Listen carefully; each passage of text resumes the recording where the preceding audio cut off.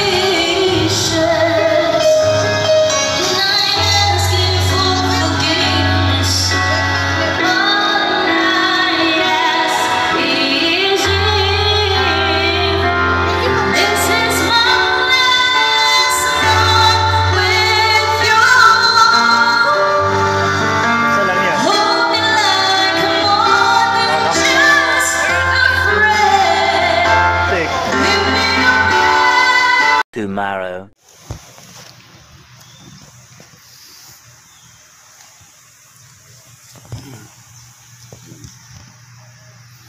What's up?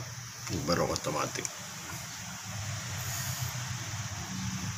Wait ba ako mga bro eh? Kasi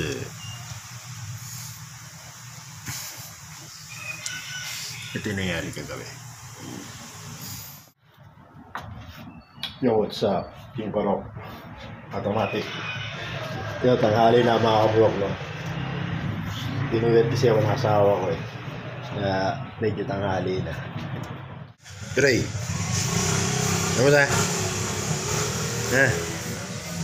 Ano ba? Ayun na. Ayun ko talaga. Oh, tumambaka pa sa akin. Hindi ko talaga. Sige, takbo na sila. Takbo na.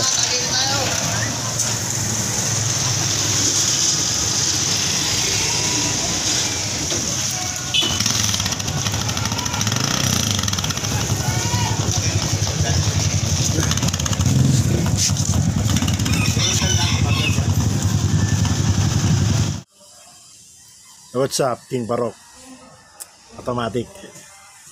So mga kabrok, no?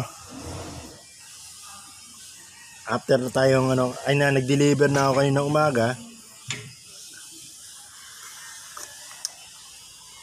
Siyempre kasi gagamitin daw sa binyagan. Actually dapat kahapon dapat i-deliver, kaso nga lang marami akong ginawa kahapon. Sa kahapon kasi mga kabrok, may church activity ako, kaya di ako nakapag-vlog nung umaga. Ngayon, taba na tayo ngayon dito sa ginagawa ulit natin dito kay Canvas Pamor. Gawa tayong canvas. Kanina umaga, medyo nagka-abere yung motor ko. Hindi natin masisisi yung motor ko eh. Minsan nagtatampo rin yan eh. Napaganahin ko muna yung motor ko. Nasa hakot na lang ako na isa siguro. Tent na lang hakotin ko ngayon eh. Kasi puro na-deliver ko na ngayon. Kaninang umaga pala. Automatic. Ang dami kong stock dito, mga idol. Naka-ready na lahat yan. May mga naka-propose na yung mga bike na yan. Ayan. Bubuin ko na lang yan. Yun nga lang, talagang inuuna pa ako ng deliver, kaya hindi pa ako makaporma. So ngayon, yan munang, sabit muna sila dyan. Para pagdating nung time na ano, talagang rarat-rating ko na sila. Yo, what's up? King Barok Automatic. Yo mga bro, may sasako ko itong mga panggatong na ito. Ayan o. Sa mga gusto nga pala ng panggatong, automatic, PM nyo lang ako. Dito lang sa malapit sa lugar namin para automatic. Mapahakot itong mga panggatong na to. Kasi tatapon ko na to. Wala nang paggagamitan yan Ito yung parating na project ko. Yan Biglang dumami na naman sila. Ayan na naman. Biglang dumami. Patapos na nga ako rito Ito ginagawa ko to. Patapos na ako rito. Ayan Tapos na ako dyan Pipinish ko na lang yan At yun natabas ko na rin yun nakapak na nga yung iba kasi nga tatapusin ko talaga ngayon. Ito dadalhin ko sa kabila to para magawa na yan, para di mabitin si ate. Tuloy-tuloy na ang trabaho.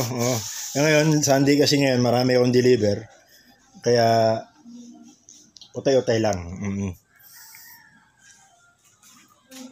Automatic.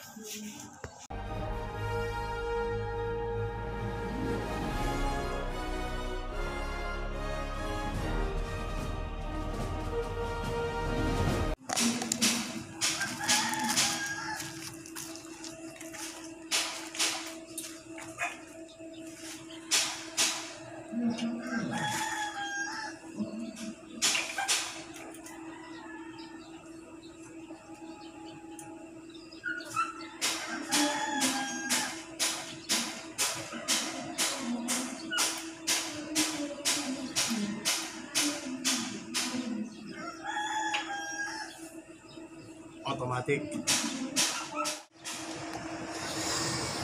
Yo, what's up? King Barok Automatic. Ito yung aking project Pedelec. Papakita ko sa inyo ang aking project Pedelec.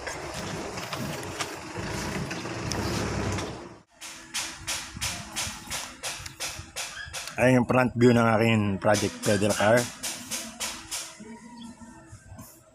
Bali, puro pa lang. Puro tagpi-tagping bakal pa lang ginawa ko dyan kasi nga inaasinta ko pala yung flarings. Baka magbago pa yung concept ko rito. Kasi medyo gusto ko i-lowered pa siya ng konti. Kasi medyo mataas pa siya sa kalsada. Parang truck tignan. Project car ko to project pedal car ko to kaya automatic dapat mabangis. Tatry ko siyang i-lowered sa susunod. Susunod pagtutuunan ko na siya ng pansin yun. Medyo busy pa.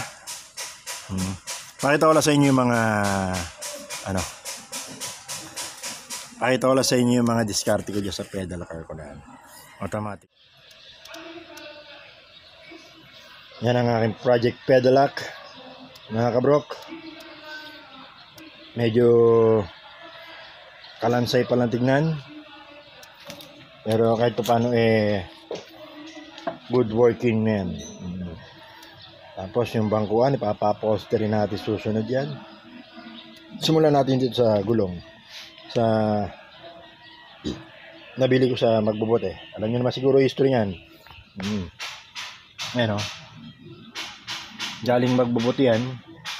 Kaya nagustuhan ko yung harap na yan kasi nga aluminium. Aluminium ba? Alloy Lodi. Ito rin alloy Lodi rin to.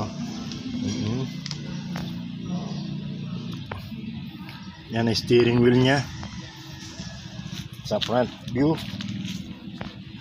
Tapos babaybay tayo rito sa gitna. Ayan, dalawa pedalan yan. Napansin nyo isa rito sa passenger side, isa rito sa pinaka driver seat. Ayan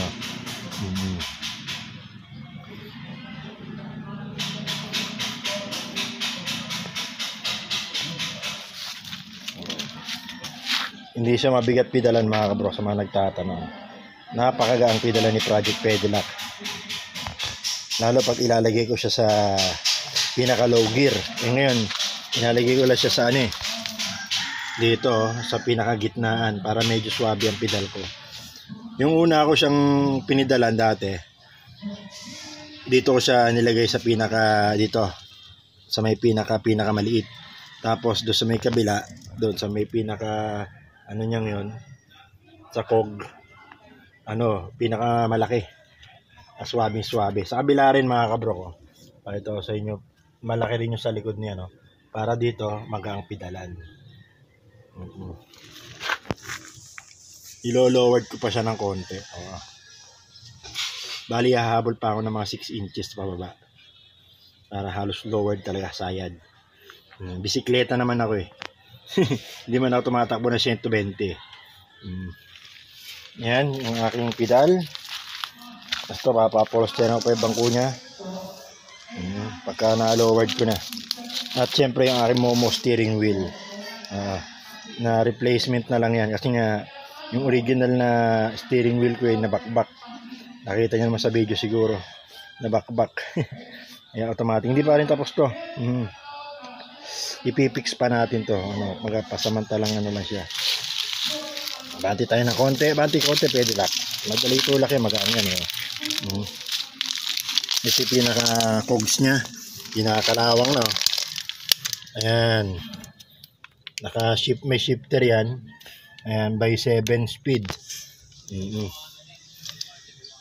Bali, pag yung nagpedal ako, ito yung shifter nyo, naka-ready pa lang. Pero papalitan ko ng kable na yan. Kabila, malaki yan.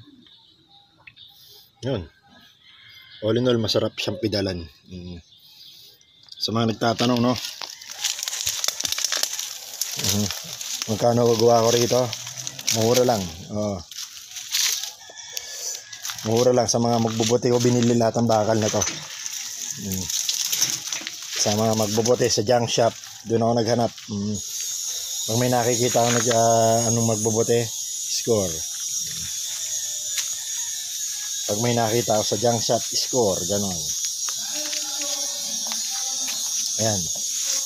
That's my Project Pedelec King Baroque automatic.